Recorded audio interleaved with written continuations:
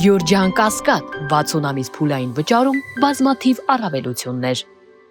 Significance of this new positioning for the development of the first one is in August this year, during your visit to China, China and Armenia announced the establishment of a strategic partnership.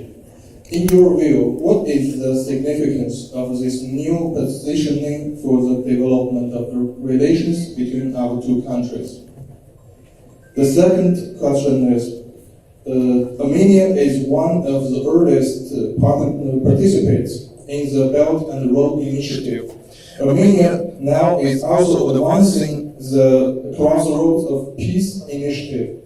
In your opinion, in what areas should our two countries work together to promote the alignment between the Belt and Road Initiative and the Crossroads of Peace initiative? Thank you. Շնորհակալ եմ հարցի համար։ Ըստ էության Հայաստանի եւ Չինաստանի միջև ստորագրված ռազմավարական գործընկերության ընդունված ռազմավարական գործընկերության փաստաթուղթը նշանավորում է մեր հարաբերությունների նոր մակարդակը եւ իհարկե շատ տպավորիչ այց էր եւ մեծ պատիվ էր նախագահ Սի Ցզինպինի հետ ընդունել այդ փաստաթուղթը եւ այդ թվում ռազմավարական գործընկերության փաստաթղթում հղում կա խաղաղության խաչմերուկ նախագծին եւ գոտի եւ ճանապարհ նախագծին եւ ակնհայտ է որ այդ նախագծերը բովանդակային առումով ունեն համընկումներ, բայց ուզում եմ ընդգծել նաեւ որ այդ նախագծերը եզակի չեն իրենց համընկումներում, այսինքն կան էլի նախագծեր, որոնց հետ համընկումը նկատելի է երկու նախագծերի հետ այդ թվում միջին միջանցք եւ այլ նախագծեր էլ կարելի է հիշատակել, ինչը լավ է։ Մեր տեսակետից լավ է, ինչը նշանակում է, որ մասնավորապես խաղաղության խաչմերուկը, մասնավորապես Triplut նախագիծը իրենք մի կետ են, որը կարող է համատեղել տարբեր երկրներում ձևավորված բովանդակությունը եւ իմ կարծիքով դա գործնականում տեղի է ունենում, պարզապես պետք է լինել պրոֆեսիոնալ, հետևողական եւ համբերատար։ Այսինքն իմ կարծիքով վերջին տարիների մեր արտաքին քաղաքական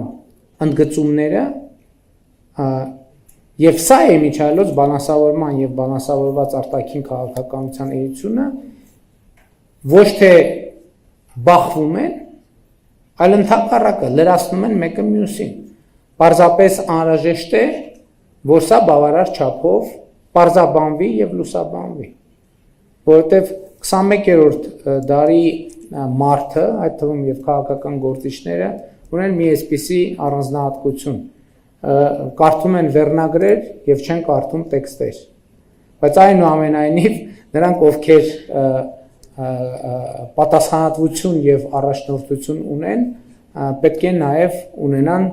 տեքստեր կարդալու համբերատարություն եւ այդ տեքստերի ընթերցումը շատ հաճախ ակնհայտ է դարձնում